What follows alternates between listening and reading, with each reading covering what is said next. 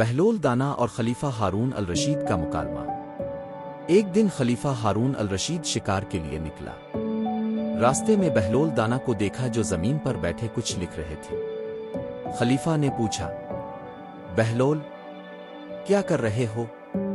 بہلول نے جواب دیا، جنت کے لیے لوگوں کے نام لکھ رہا ہوں۔ خلیفہ نے مسکرا کر کہا، میرے لیے بھی جگہ لکھ دو۔ بہلول نے کہا، یہ صرف نیک لوگوں کے لیے ہے۔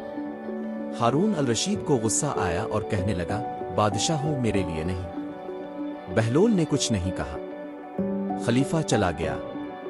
اگلے دن خلیفہ دوبارہ آیا تو بہلول نے کہا، آج میں جہنم والوں کے نام لکھ رہا ہوں۔ ہارون الرشید نے کہا، میرے لیے بھی لکھ دو۔ بہلول ہنسے اور بولے، کل جنت کے لیے تم نے انکار کیا، آج جہنم کے لیے خود مانگ رہے ہو۔ یہ سن کر خلیفہ خاموش ہو گیا اور سوچ میں پڑ گیا۔